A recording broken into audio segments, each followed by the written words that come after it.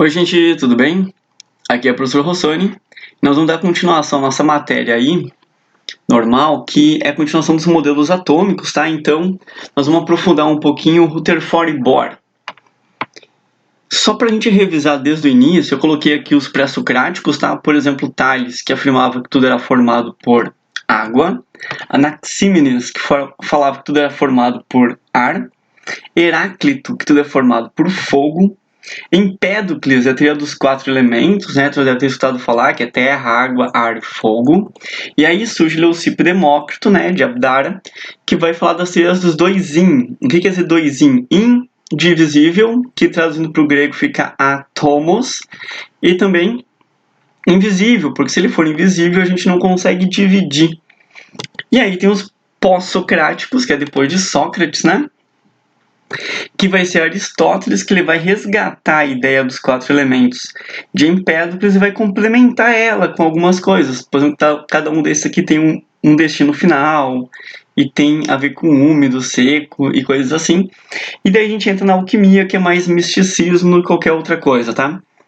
Então foi preciso passar muito tempo para essa ideia voltar à tona, praticamente na Idade Contemporânea. Foi depois da Revolução Francesa, né, 1789, que surge o primeiro modelo atômico da Idade Contemporânea, que é Dalton, que é 1808. Ele que vai falar da bola de bilhar, e a gente vai a inclusão aqui dos 3 in, porque além dos 2 in lá dos gregos, né, invisível e indivisível, ele também vai ser indestrutível, baseado nas leis ponderais, principalmente a lei ponderal de Lavoisier, que na natureza nada se perde, nada se cria, tudo se transforma. Depois tem Thomson, né, o cara que descobriu os elétrons e colocou os elétrons no modelo atômico, né, que são as passas dentro do pudim. Ele usou para descobrir os elétrons a ampola de Crookes, né, que eram os antigos raios catódicos antes de descobrir que eram elétrons, né, o primeiro nome dos elétrons. Rutherford descobre o núcleo através de uma experiência chamada espalhamento alfa na lâmina ou na folha de ouro e deu o nome de sistema planetário, que onde é que tivesse o Sol aqui, tá aí os planetinhas ao redor. Pode sistema solar também, mas a gente começa revendo a partir desse cara aqui, tudo bem? Então, Bohr, já vou colocar aqui o resuminho para ti, tá? Se quiser anotar. Ele tem a ver com níveis de energia que não tinha sido previsto por Rutherford, tá? E a prova disso é o espectro atômico que nós vamos calcular hoje. Depois tem Sommerfeld, que são as órbitas elípticas, né? Também baseado nos espectros atômicos. E para encerrar a brincadeira tem Schrödinger, que tem a ver com os orbitais, né, e densidade e probabilidade. É uma solução matemática, probabilística para o comportamento do elétron, beleza? Então, olha só, a primeira ideia que seria bom a gente ter do Rutherford é aquele espalhamento de partículas alfa numa folha de ouro, que é o seguinte: o material usado para emissor de partículas alfa é o polônio. Então, esse polônio aqui, ele vai emitir as partículas alfa, que são partículas alfa de massa 4, tá? E carga mais 2, são partículas positivas. As outras partículas não deram certo nesse experimento, tá? E como é que eu posso guiar as partículas alfa? Eu coloco algum bloco aqui de chumbo, porque as partículas alfas, elas não atravessam o chumbo, tá? Ela tem baixo poder de penetração. Então eu faço um buraco para onde eu sei que vai sair as partículas alfa. Então por isso que eu sei que as partículas alfa estão vindo nessa direção, mesmo sendo elas invisíveis. E aí quando elas colidem numa lâmina de ouro, a gente esperava que todas as partículas batessem e voltassem. Só que a maioria das partículas atravessa a lâmina de ouro. Para ter uma ideia, a cada 10.000 partículas que atravessa a lâmina de ouro, uma apenas é desviada ou bate e volta. Então, como é que a gente vai ver isso, né? Isso que eu tô te falando, já que a gente não vê a partícula alfa. A gente coloca um anteparo fluorescente, e o mais conhecido dele é o sulfeto de zinco, que quando as partículas batem no sulfeto de zinco, elas começam a brilhar, indicando se elas atravessaram, foram desviadas ou bateram e voltaram. Tudo bem? Então, essa proporção é importante, tá?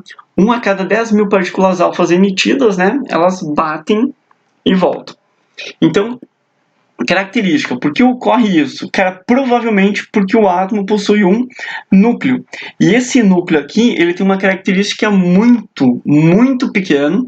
Outra característica muito, muito, muito denso. E além disso, positivo. Por que ele é muito denso? Porque as partículas alfa, elas não conseguem penetrar ele, não conseguem passar por ele. Então a maior parte do átomo, tá? 10.000 para 1 praticamente, é espaço vazio. Esse muito pequeno, se tu quiser ter uma ideia, tá? Ele é mais ou menos assim, se eu tiver a cabeça de um alfinete e ela for o núcleo do átomo, o tamanho do átomo é um campo de futebol. Ou se eu fechar minha mão, tá? E tiver a minha mão no formato dela sendo núcleo, o tamanho do átomo, por exemplo, é o estado de um estado brasileiro, Santa Catarina, Rio Grande do Sul. Tudo bem? Essa densidade que é um pouco mais difícil de imaginar, tá? Porque a densidade de uma analogia que eu escutei, só que mesmo assim é difícil de imaginar, é se tu pegar todas as cadeias de montanha, né? Que formam os Andes, colocar toda essa massa numa colher de chá. E aí seria mais ou menos a densidade do núcleo. Cara, absurdo, né? Mas tudo bem. Continuando a brincadeira. Ó, como ele descobriu o núcleo, tá? Hoje a gente sabe que tem prótons e nêutrons, tá? Mas lembrando que os nêutrons só foram descobertos em 1932, tá? E esse modelo aqui é de 1911. Então, o que acontece? Como o núcleo ele é positivo, muito denso, concentra quase toda a massa do átomo, onde é que teriam os elétrons que o Thomson tinha descoberto, né? Estão ao redor, estão girando aqui ao redor, como se fossem planetas ao redor do Sol. Então, por isso que vai ser chamado de modelo planetário, né? Ou sistema solar. Só que esse modelo aqui, cara, ele tem alguma falha muito grande, que a gente vai dizer que é a pane do modelo de Rutherford, tá? Porque de acordo com a teoria eletromagnética clássica, tá? De Maxwell, qualquer carga elétrica acelerada irradia ondas eletromagnéticas. Por exemplo, o elétron, na verdade, ele já tem por si só a criação de um campo elétrico. E se ele tiver sendo acelerado, ele vai gerar um campo magnético, e aí um campo eletromagnético é uma onda eletromagnética. Então, conforme o elétron está girando ao redor do núcleo, ele vai, na verdade, perder energia, e ele começa a perder energia e começa a desacelerar. Então, ele começa a fazer, na verdade, uma espiral até colidir no núcleo. Eu vou colocar um desenho aqui para vocês que representa mais ou menos isso, tá? O elétron girando na espiral, desacelerando até colidir com o núcleo. Por exemplo, tem cientistas que já calcularam qual seria a duração do átomo, tá, de Rutherford, que seria 10 a menos 8 segundos, né, até a sua aniquilação. Tanto que o pessoal brinca na ciência, né, que eles não sabem o que durou menos, né, se foi a aceitação do modelo de Rutherford ou se é a duração do átomo baseado, né, no modelo de Rutherford. Então, olha só, existe uma pane pior do que essa ainda, tá? Além do elétron colidir com o núcleo, por exemplo. A pane é o seguinte, ó. Se o elétron ele está liberando energia, tá? E está desacelerando, a próxima energia que ele vai liberar vai ser uma energia menor. E a cada momento ele está liberando energias menores, menores, menores. E ele acabaria gerando um espectro contínuo de cores. Esse é o espectro que a gente esperaria para o átomo de Rutherford caso a situação de cima acontecesse, tá? Se você nunca ouviu falar em espectro, e aí você está viajando total, assim, tá? Isso aqui está escrito em inglês, tá? Eu vou escrever os outros aqui em português mesmo, a gente escreve assim, espectro. É o seguinte, ó, o espectro, ele é simplesmente uma representação, onde a gente coloca aqui o comprimento de onda, tá? Das ondas eletromagnéticas. A gente sabe que tem várias ondas eletromagnéticas, né? Por exemplo, existe uma onda chamada de infravermelho, existe uma onda aqui chamada de ultravioleta. Então, o que acontece? Esse aqui é o comprimento de onda do espectro da luz visível, tá? Que a gente consegue ver, porque a gente não consegue ver ultravioleta e não consegue ver infravermelho. Então, nós vamos trabalhar com essas aqui que a gente consegue ver. E esse comprimento de onda, ele está na casa de nanômetros, tá? Então, geralmente, o espectro da luz visível, ele vai aqui assim de uns 360, 370 até 750, tá? Então, se você me falar, por exemplo, qual é o comprimento de onda, eu te digo qual é a cor. Tipo, o comprimento de onda é 550. Então eu vou saber que a cor é verde amarelado, tá? O comprimento de onda vai ser 440. Então é azul. O comprimento de onda é 390. Então é violeta.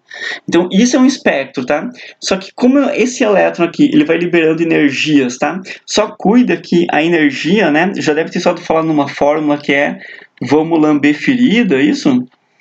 que essa velocidade que imagina constante, tá? A velocidade da luz. Então, se o comprimento de onda, por exemplo, ele aumenta, né? A frequência diminui. Então, pode aparecer frequência. Se eu te dou a frequência, você também vai saber identificar qual é a cor, tá? É só fazer um cálculo aqui que a gente consegue adivinhar, né? Ou relacionar qual é a cor. A mesma coisa para energia, tá? Por exemplo, existe uma fórmula lá de Max Planck, né? Que a energia ela é quantizada, então é um múltiplo da constante de Planck, tá? Então, se eu multiplicar a frequência pela constante de Planck, eu tenho energia.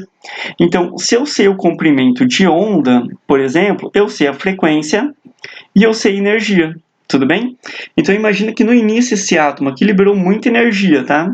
Que a gente vai pegar o que tem maior frequência, tá? Maior energia, menor comprimento de onda daí. Então ele tem muita energia e ele vai diminuindo essa energia conforme ele vai seguindo essa espiral. Então ele liberaria todas essas cores aqui, né? Só que o que acontece? Não é o que ocorre na prática. Por exemplo, toda vez que a gente pegar o hidrogênio, que é simplesmente o átomo menor que tem, que ele só tem um próton e um elétron, é o átomo mais simples que tem. Então a gente prevê o comportamento dele para depois entender os outros, né? Então, quando a gente pega o hidrogênio e aquece ele, por exemplo, ele acaba liberando sempre essas 4 cores. E são sempre essas 4 cores exatas, assim, tanto que a gente sabe até quais são os valores específicos dos comprimentos de onda que sempre o hidrogênio libera. É 410, tá? Que eu pintei de violeta aqui para ele corresponde à cor violeta. É 434, que corresponde a esse azul aqui. É 486, que corresponde a esse azul mais claro, e 656, que corresponde a esse vermelho. Você consegue decorar esses 4 valores aqui? Vai fazer muito sentido no final do livro se você decorar um pouquinho esses valores. Escreve em algum canto aí o 410, 434, 436 e 656, porque eu vou te mostrar um negócio que você vai curtir muito e vai fechar a aula de uma forma legal assim no final, tudo bem? Então, de novo, tá? O que acontece? O Balmer, que é o cara que estudou esses espectros, tá? Que a gente chama de série de Balmer, ele inclusive inventou uma fórmula que depois o Rydberg, ele pegou essa fórmula e expandiu para as outras séries. A gente tem essa fórmula aqui. E por algum motivo, quando a gente coloca aqui uma constante de Rydberg, se a gente colocar números inteiros aqui, tá? A gente acha exatamente esses valores. Cara, isso a gente não sabia explicar o porquê acontecia isso, tá? A gente só sabia que era assim. E o átomo de Rutherford não conseguia explicar isso. Não tinha sentido. Então, vou dar um exemplo, tá? Se a gente pegar, por exemplo, aqui o nível 2, depois eu te conto o que é o nível 2, tá? E colocar aqui o nível 3, acaba dando um comprimento de onda na ordem de 656. De novo, ó, a gente colocar aqui 2 e aqui o nível 4 e calcular esse valor, o comprimento de onda acaba dando na ordem de 486.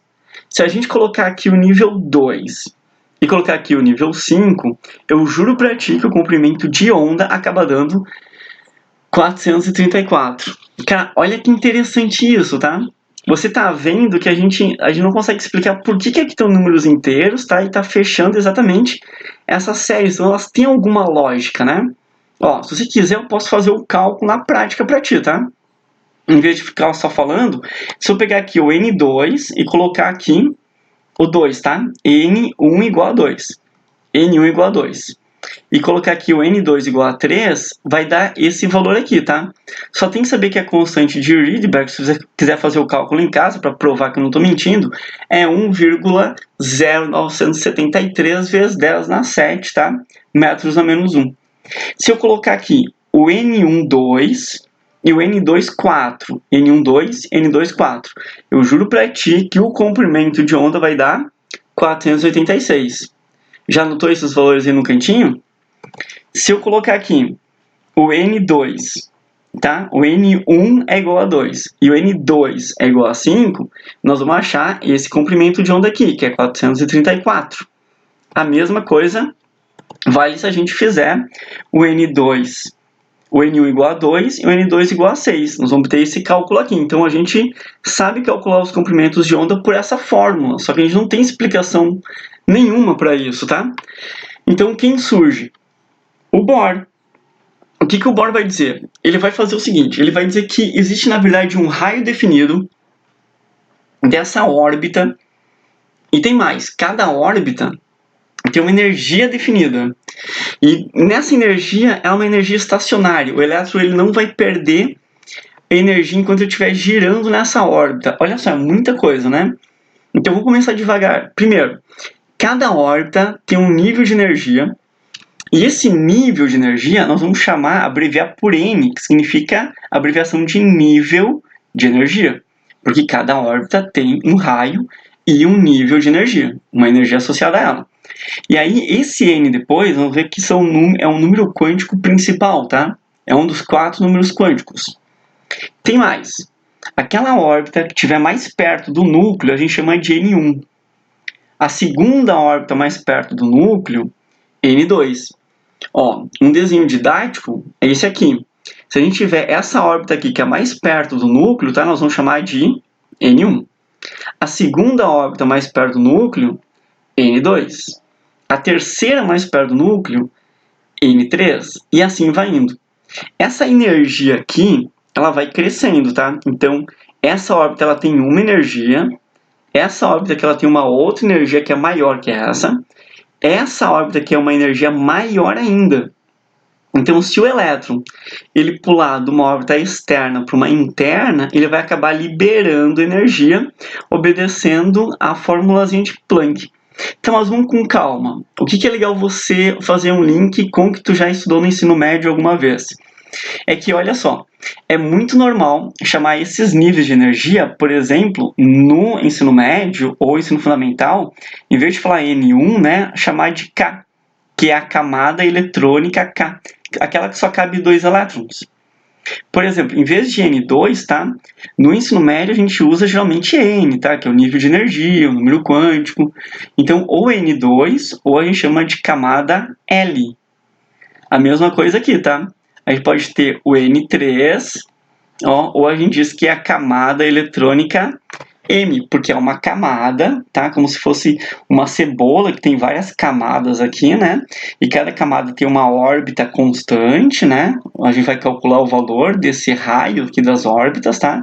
Sempre circulares, e vamos calcular também a energia dessas órbitas aqui. Show?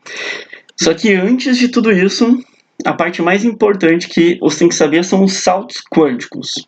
Os saltos quânticos é de longe a matéria que mais cai no vestibular envolvendo o átomo de Bohr. Então, por favor, se você não entender nada depois desse slide, não tem problema, mas isso você tem que entender. Quando o salto ocorre de uma órbita interna de menor energia para uma externa de maior energia, o elétron absorve energia. Gente, então, essa órbita aqui, que é mais interna, ela tem menos energia. Se vai passar por uma órbita externa com mais energia, consequentemente ele tem que absorver. Isso não tem exceção.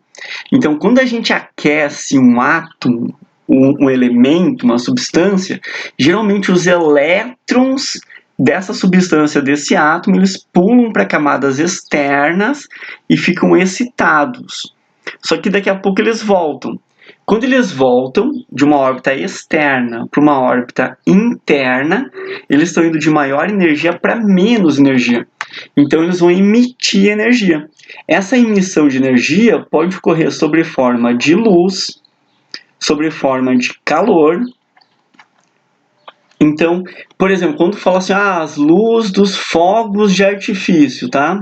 Ou dos fogos em geral. Cara, vem daqui, vem dos saltos quânticos, tá? A luz de figurinhas que brilham no escuro. Cara, vem daqui, tá? Dos saltos quânticos. A luz do negócio chamado de teste de chama. O teste da chama é que cada elemento libera uma cor específica. Por quê? Porque o elétron pula para uma camada externa, quando aquece, quando ele volta, ele libera uma energia específica que corresponde à luz que eu consigo identificar o elemento. Então, qualquer coisa que cair envolvendo energia, fogos de artifício, figurinhas que brilham, teste da chama, tu relaciona direto com o Bohr. Tu tem que saber que quando o elétron aqui, seria o ideal saber, né? Quando o elétron está aqui em cima, esse átomo aqui está excitado. E aí, quando ele volta, tá, para a sua órbita de origem, ele é um átomo no estado fundamental. Então, se eu aqueço, o átomo fica excitado, quando ele volta para o átomo no estado fundamental. Beleza? Então, olha só. Agora começa um aprofundamento. Então, se tu entendeu até aqui, ótimo. Eu só espero que tu entenda essa parte aqui, porque eu fiz com muito carinho para vocês, tá? Que é assim. O primeiro postulado de Bohr, ou na minha opinião é o mais importante, nem sempre vai aparecer na lista como o primeiro, é que o momento angular do elétron, ele é quantizado. O símbolo de momento angular é L, tá? E uma maneira de quantizar ele é multiplicar por um número, que vai ser o número inteiro, 1, 2, 3, 4, por uma constante. Essa aqui é a constante de Planck reduzida, tá? A constante de Planck reduzida equivale à constante de Planck dividido por 2π. Então, se a gente multiplicar a constante de Planck reduzida, tá, por um número, e esse número vai fornecer o momento angular, quer dizer que o momento angular é quantizado.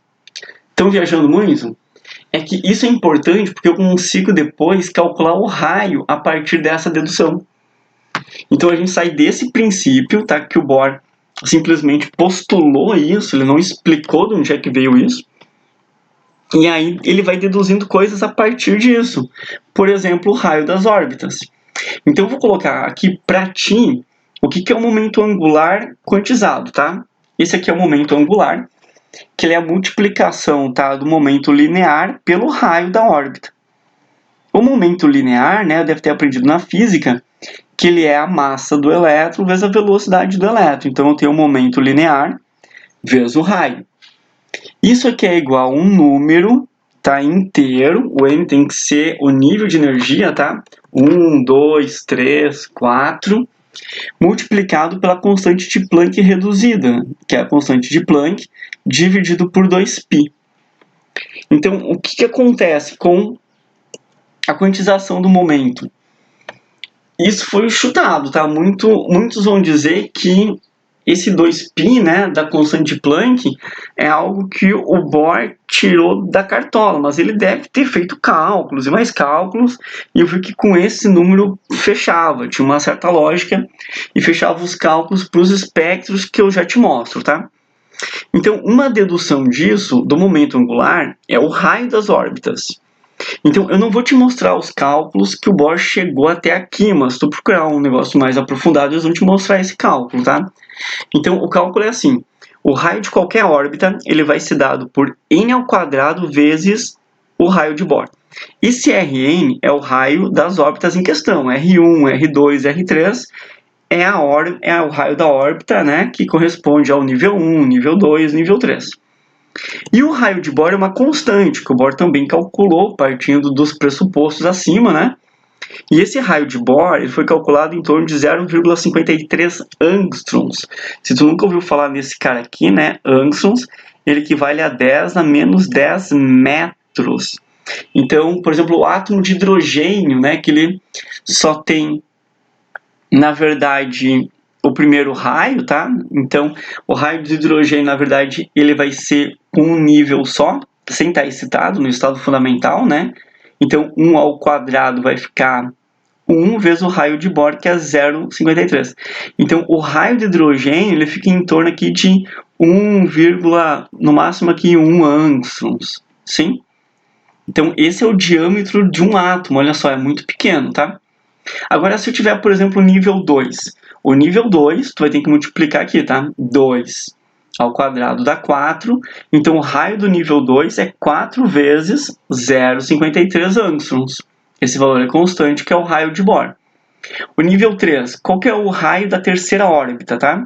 Vai ser 3² aqui em cima, sempre olhando aqui. Então, vai ficar 9 vezes o raio de Bohr. Nível 4, ele vai ser 4² aqui em cima, que vai dar 16 vezes o raio de Bohr.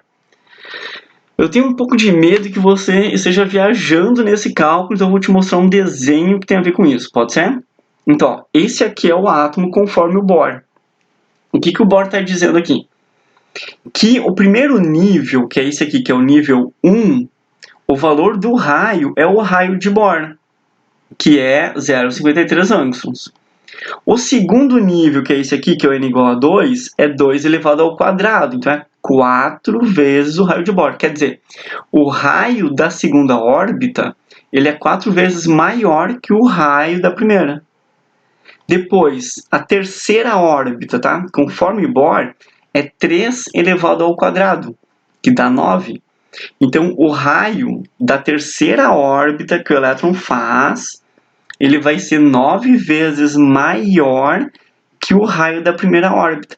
Então, essa órbita aqui ela é bem pequenininha comparado com essas, tá? E assim vai aumentando cada vez mais a distância, né? 16, 25, show? E repara, como esse raio aqui ele é constante, né? A gente sabe o valor dele, então é claro que essa órbita aqui ela é uma órbita o quê? Circular, porque a gente sabe o valor disso aqui, né? E o raio não vai variar, então aqui ele vai ser sempre 4RB, 4RB, 4RB, por isso que essa órbita aqui é circular, tudo bem? Então, segundo postulado, e esse postulado na verdade é uma dedução também, ele vem do primeiro postulado.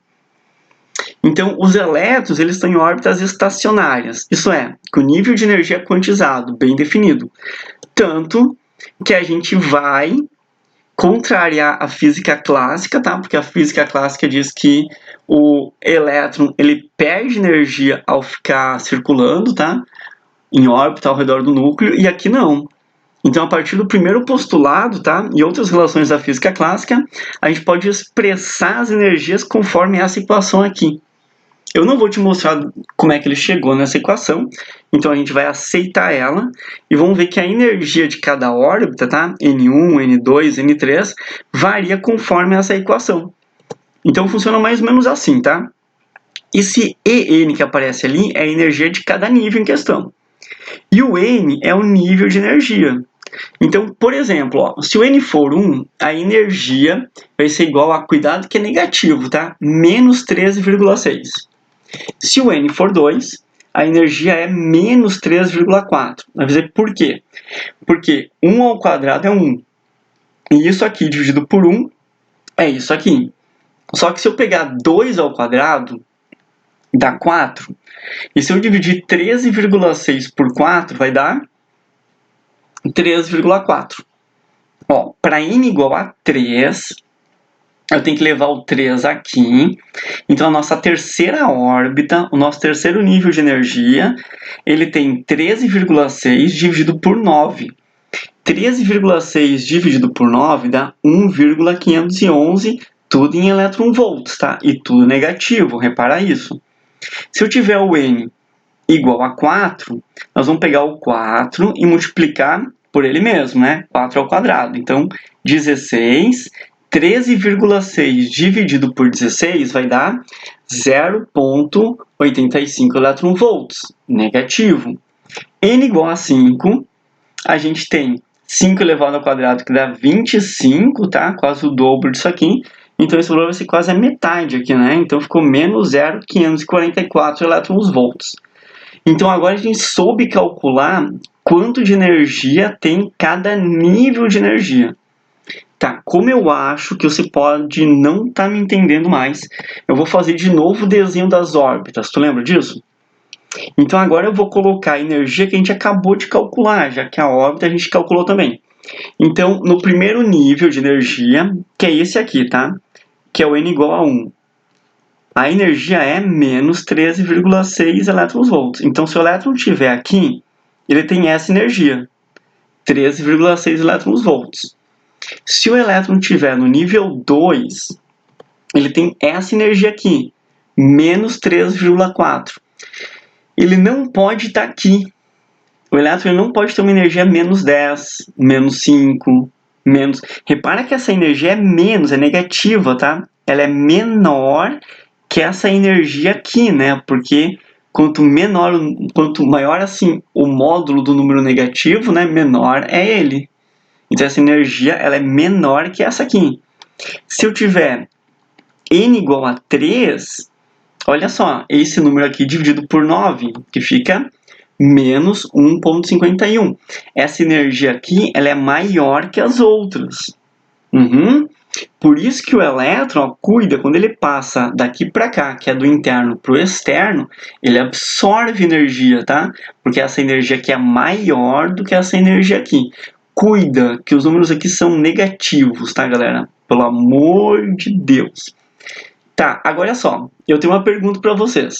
Se eu sei o valor desse nível de energia e desse nível de energia, eu consigo calcular quanto de energia vai ser liberada aqui?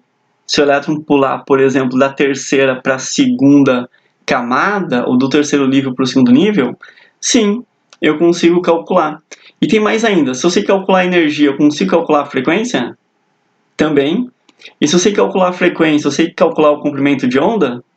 Também. Então, olha só. Informação importante. Por que a gente chama isso aqui de órbitas estacionárias, tá? Porque nessas órbitas, durante o movimento do elétron, não há emissão de radiação. E dessa forma, está rompendo com uma lei do eletromagnetismo clássico, tá? Então, essa palavrinha aqui, ela é chave, tá? Órbitas estacionárias. Estacionárias quer dizer que elas sempre vão ter essa energia aqui. Apesar do elétron estar girando, ele não vai perder energia, vai ter sempre essa energia. Ele perde, então, ou absorve quando ele salta para níveis externos, ou perde quando ele volta. Então, se eu sei que os elétrons podem perder e receber energia, né, eu consigo calcular isso. E a diferença de energia absorvida ou liberada, ela sempre vai ser um múltiplo da constante de Planck. Porque a energia é quantizada, né? Imagina que a energia proposta por Planck, ela não é uma energia contínua, né? Ela é uma energia discreta, ela tem pacotinhos de energia. O pacotinho de energia aqui é a constante de Planck. Toda energia que a gente já mediu no universo, ela é sempre um múltiplo desse número aqui. Então a gente multiplica a frequência por esse número que vai dar a energia. Então, esse E aqui na fórmula, tá? É a energia do fóton ou quantum, tá? Isso é sinônimo, tudo bem? Tem gente que adora dizer que o elétron absorve um quantum e libera um fóton, mas não tem diferença entre os dois. E o H é a constante de Planck, tá? Ela equivale a 6,63 vezes 10 na menos 34. A gente, para fazer os cálculos, vai usar essa aqui, que é 4,13 vezes 10 na menos 15 elétrons-volts. Então, olha só. Agora, nós vamos calcular a frequência sabendo a energia. O F é a frequência. Então, se eu quiser a frequência, eu vou passar sempre a energia aqui, tá? A constante de Planck dividindo essa energia aqui. Vamos fazer na prática isso, então? Olha só. Tá aqui os níveis de energia que a gente acabou de calcular. E eu quero calcular agora para vocês qual é o comprimento de onda, ou qual vai ser a onda liberada, se o elétron pular do nível 2 para o nível 3. Se o elétron pular do nível 2 para o nível 3, eu vou ter que fazer o seguinte, tá? A energia corresponde à variação de energia entre esses dois níveis, né? Que é de 3,4, que está aqui, e 1,511. Aqui eu botei 1,51 só para facilitar o cálculo.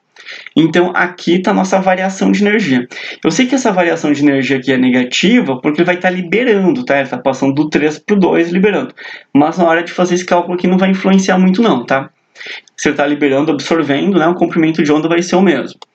Então, eu vou pegar esse valor aqui, que é a nossa energia, e vou dividir pela constante de Planck. Como isso aqui é em elétrons-volts, eu vou pegar o valor da constante de Planck em elétrons-volts. Então, aqui está vezes frequência, tá? Que eu vou isolar essa aqui. Então, no momento que eu passar esse 4,13 para cá dividindo, eu obtenho a frequência de 4,578 vezes 10 na 14. Agora, o que eu vou fazer? Eu vou pegar aquela formulazinha do vamos lamber ferida, né? Que é a velocidade da luz, que é 3 vezes 10 na 8 metros por segundo. Lambda a gente não sabe, tá? O comprimento de onda, mas a frequência a gente acabou de calcular, que é essa aqui. Então, eu vou passar dividindo aqui a frequência, né? E vou ter o comprimento de onda. O comprimento de onda deu 656. Esse número aqui te diz alguma coisa? Você lembra dele? Você anotou ele aí? Se não, eu te mostro. Tu lembra aquele espectro de emissão do hidrogênio? Então, esse número aqui é exatamente o 656. Quer dizer, o Bohr, ele calculou tudo isso para provar que quando o elétron salta do 3 para o 2, do nível 3 para o nível 2, ele libera essa cor aqui, que é a cor vermelha. Olha que incrível. Vamos fazer mais um cálculo? Ó, eu vou pegar agora do nível 4 para o nível 2, tá? O nível 4 é esse aqui, que ele vai saltar para o nível 2. Então, eu vou calcular a variação de energia do 4 para o 2, tá aqui. O 2, que é o final, né? Menos o inicial, que é o 4. Então, a variação de energia deu 2,55 elétron-volts. Eu vou dividir pela constante de Planck. Essa variação eu vou dividir pela constante de Planck. Aí eu vou achar a frequência, que deu 6,174 vezes 10 na 14 Hz. Agora, o que acontece? Eu vou usar a velocidade da luz, né? Que ela é constante. E se eu tenho a frequência, eu consigo descobrir o comprimento de onda. Então, está aqui a velocidade da luz, 3 vezes 10 na 8 metros por segundo. Está aqui a frequência, que através da energia a gente acabou de achar a frequência.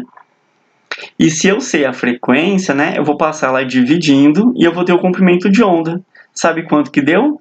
486. Cara, incrível! Ele corresponde a exatamente essa cor aqui. Aham. Deixa eu só fazer mais um. Olha só.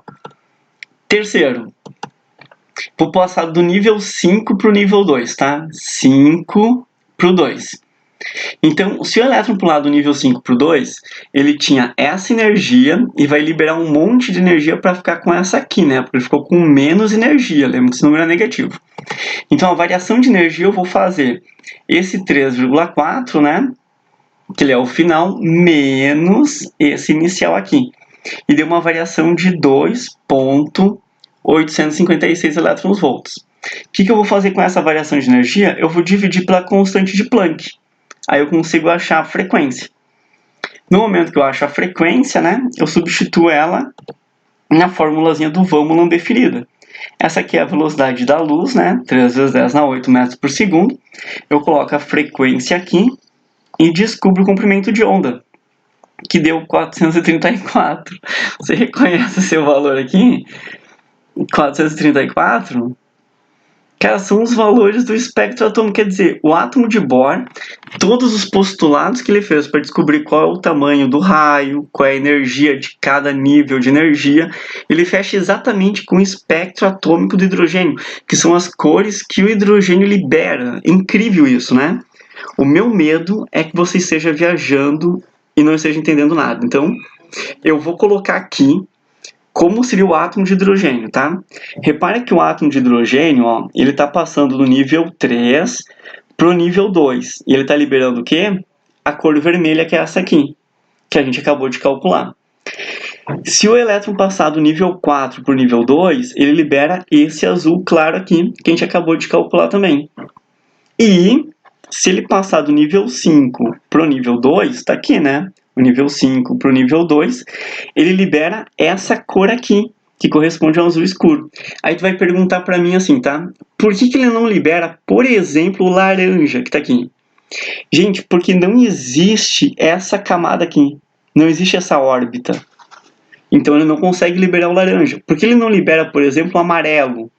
Cara, ele não libera o amarelo porque não existe esse nível de energia aqui. Então, ou ele libera o vermelho, que é exatamente essa energia, ou ele libera o azul, que é essa energia. Ele não tem todas as órbitas. Ele tem órbitas definidas, quantizadas, tudo bem? Eu já sei, tu deve estar perguntando também assim, cara, por que ele libera essas cores aqui? Porque esse é o espectro, essa característica dele, tá? Cada átomo tem as suas cores, as suas características. É que nem a sua íris. Nenhuma íris é a composição do olho, tá? Nenhuma íris é igual a outra. Então, o átomo também tem isso, tá? É como se fosse a íris de cada átomo. Assim que a gente identifica os átomos. Então, outra pergunta que o pessoal faz. Por que eu fiz os saltos quânticos aqui para o nível 2, tá? Porque essa aqui é a série mais famosa que tem, que é a série de Balmer. E ela é mais fácil de explicar e visualizar porque ela tem ondas eletromagnéticas visíveis, né? Então tu consegue ver vermelho, azul claro, azul escuro. Mas olha só, existem outras séries. Por exemplo, existe a série de Lyman. A série de Lyman, os elétrons pulam para o nível 1. Então, se os elétrons saltarem, por exemplo, daqui para o nível 1, é a série de Lyman. Só que, gente, a diferença aqui do 1 para o 2, por exemplo, é muito grande, tá? Essa diferença aqui é a maior que tem. Então, ele vai liberar muita energia. Tanto que essa energia está associada com raios ultravioletas, que a gente não consegue ver. Mas também tem a série de Paskin. Por exemplo, a série de Paskin é quando todos os elétrons pulam até o número 3, até o nível 3. Só que daí o nível 3, ele tem uma diferença de energia muito pequena, tá? Entre o 4 e o 5. Então essa energia aqui, ela tá na casa lá do infravermelho, do calor, tá? Então a gente também não consegue ver. Eu vou colocar isso num gráfico para ti, tá? Por exemplo, ó, se os elétrons todos pularem até o nível 1, eles vão liberar muita energia, tá? Porque é do 13,6 até, por exemplo, o 339, o 1.5, então é muita energia. Isso corresponde à série de Lyman, que é o ultravioleta, a gente não consegue ver. Se os elétrons pularem de qualquer nível para o nível 2, aí é a série de Balmer. Essa aqui é visível, essa a gente consegue ver, por isso que é a série mais conhecidinha que tem. Se os elétrons pularem para o nível 3, repare que a diferença entre esses caras aqui ela é muito menor do que esses caras aqui, muito menor do que esses caras aqui. Então, como essa diferença aqui é muito pequena, o Paskin ele vai liberar ondas eletromagnéticas, tá? No infravermelho. Infravermelho, daí a gente não consegue ver. Bom, eu também tô com medo de novo que você não vai entender. Eu vou colocar um elétron, um átomo aqui, tá? Do hidrogênio. Então, olha só, quando eu digo que os elétrons pulam para o nível 1, é isso que eu estou falando, tá? Estão chegando aqui no nível 1. Essa é a série de Lyman, ultravioleta. A série de Balmer, repare que todos os elétrons estão saltando para o nível 2. A série de Paskin salta para o nível 3. Ainda aprofundando mais um pouquinho, tem a série de Brackett, que passa para o nível 4, e a série de Pfund, que passa para o nível 5. Só que essas aqui a gente não consegue ver, beleza? Uma observação importante é que o átomo de Bohr ele explica perfeitamente o átomo de hidrogênio, gente. E os hidrogenoides também, tá? Que são aqueles caras que só tem um elétron. Por exemplo, o hélio, mais um, cátion hélio. Porque o hélio tem 2 elétrons, se ele perde um, ele fica mais um. O lítio, que é mais... Ele tem 3 elétrons, tá? Aqui, na verdade, é mais 2. Como ele tem 3 elétrons, ele perde 2, aí ele fica com um elétron só. Então, são hidrogenoides. Então, o Bohr consegue explicar esses caras aqui. Se eu tiver átomos maiores, tá? Um pouco mais complexos, com mais elétrons e mais níveis de energia, imagina quantos cálculos, quantos saltos eles podem ter. E aí, alguns postulados de Bohr não vão fechar os cálculos, tá? Então, já vai dar errado para átomos maiores. Mas uma coisa é certa, ó, o que a gente acabou de aprender é que cada átomo tem o seu espectro atômico. O espectro atômico são as cores que o átomo libera, tá? Aqui a gente está mostrando o hidrogênio com as 4 cores, tá? Tem umas cores aqui mais apagadinhas, mas tu consegue ver as 4 cores aqui. Repara que o hélio libera mais, tem mais elétrons, tem o dobro de elétrons, né? Repara que o neônio libera muito mais, porque o neônio tem 10 elétrons, e o mercúrio que era muito mais cores, tá? Porque ele tem muito mais elétrons. Cara, então, isso aqui é praticamente a íris do átomo, que nem eu te falei, tá? Se aparecer esse espectro aqui, eu vou reconhecer, é o neônio. É por isso que eu consigo, por exemplo, saber qual é a composição das estrelas. Só pela cor que elas emitem, tá? Porque eu pego a luz que elas estão mandando para a Terra, por exemplo, eu faço uma difração delas, né? E vai cair nesses espectros aqui, né? Se cair, por exemplo, lá no 656, no 486, né? Eu vou saber, pô, tem hidrogênio aquela estrela, né? Tanto é verdade que, olha só, Lockyer, em 1868, só para ter uma ideia, tá? Ele viu uma linha no espectro solar que não havia sido explicado. Então, ele disse, olha, como é uma linha nova que a gente não conhece ainda, provavelmente seja de um átomo novo também. Que ele chamou esse átomo novo de hélio, que em grego significa Sol, porque era do espectro do Sol. E aí, para ter uma ideia, o hélio só foi ser descoberto na Terra, né? A gente já sabia que tinha no Sol, a gente não sabia que tinha aqui na Terra. Porque é um gás nobre, né? É difícil de achar esses caras.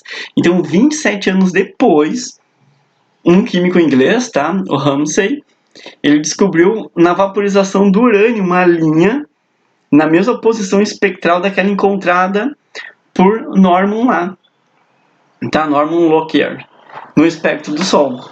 Ah, legal, né, gente? Então, eu termino essa aula aqui com uma tabela periódica que mostra todos os espectros de todos os átomos, tá? Em miniatura. Então, se um dia tu achar esse espectro aqui, com certeza é o ósmio. Ou se tu achar esse espectro aqui, com certeza é o silício. Não importa o que tu estiver fazendo com ele, beleza? Gente, então, bons estudos aí, tá? Aproveitem bastante, todos os exercícios praticamente liberados. Eu só vou colocar uma palhinha da próxima aula, que aqui está o modelo de Rutherford tirando uma onda com o modelo de Thomson, tá? Só que na faculdade o pessoal acaba aprendendo isso que eu acabei de contar, tá? Que é o modelo de Bohr. Aqui no Brasil isso cai no ensino médio e em vestibulares, né? Sacanagem com a gente. Só que daí a continuação dessa aula, não sei se estão preparados para porrada, mas o próximo vídeo vai ser sobre o modelo quântico de Schrödinger. E aí a gente conversa depois, tá bom? Valeu, muito obrigado pela atenção, bons estudos. Valeu, tchau.